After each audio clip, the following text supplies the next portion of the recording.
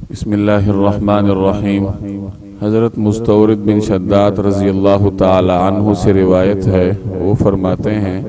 کہ میں نبی کریم صلی اللہ علیہ وسلم کی خدمت میں حاضر ہوا اور میں نے آپ صلی اللہ علیہ وسلم کا دست اقدس اپنے ہاتھوں میں تھاما تو مجھے رسول اللہ صلی اللہ علیہ وسلم کا دست اقدس ریشم سے زیادہ ملائم اور برف سے زیادہ ٹھنڈا محسوس ہوا۔ یہ طبرانی کی روایت ہے۔ اللہ تبارک و تعالی نے نبی کریم صلی اللہ علیہ وسلم کے مبارک ہاتھوں میں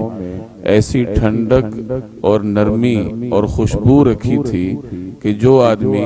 رسول اللہ صلی اللہ علیہ وسلم سے مصافحہ کرتا اور آپ کا ہاتھ تھامتا تو وہ نبی کریم صلی اللہ علیہ وسلم کے مبارک ہاتھوں کی ٹھنڈک، خوشبو اور نرمی کو واضح طور پر محسوس کیا کرتا۔ ان خصوصیات کے علاوہ بھی اللہ تبارک و تعالی نے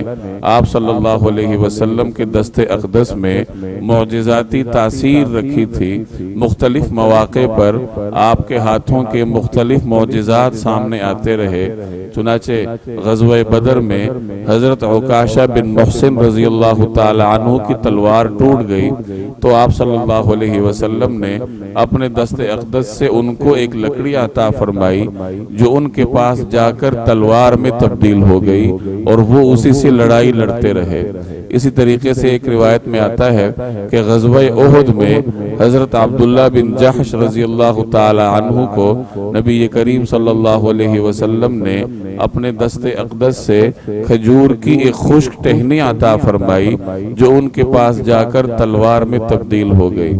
امام سیوطی رحمہ اللہ نے الخصائص الکبریٰ میں ایک روایت نقل کی ہے کہ ایک صحابی نبی کریم صلی اللہ علیہ وسلم کے حجرہ شریف میں آپ صلی اللہ علیہ وسلم کی خدمت میں بیٹھے ہوئے تھے تو رات کو کچھ تاخیر ہو گئی، اندھیری رات تھی اور بارش بھی ہو رہی تھی۔ جب ان صحابی نے واپس جانا تھا تو آپ صلی اللہ علیہ وسلم نے انہیں ایک لکڑی عطا فرمائی اور فرمایا کہ چونکہ اندھیری رات ہے تو یہ لکڑی اپنے ساتھ لے جاؤ، یہ تمہیں 10 ہاتھ آگے اور 10 ہاتھ پیچھے روشنی فراہم کرے گی، اور جب تم اپنے گھر میں داخل ہونے لگو گے تو تمہیں دروازے میں ایک سیاہ چیز نظر آئے گی تو اس لکڑی ہی سے مار کر اس کو بھگا دینا۔ وہ صحابی یہ لکڑی لے کر جب باہر نکلے تو ایسا ہی ہوا کہ اندھیری رات میں اس لکڑی نے انہیں 10 ہاتھ آگے اور 10 ہاتھ پیچھے بھرپور روشنی فراہم کی، اور وہ جب گھر میں داخل ہونے لگے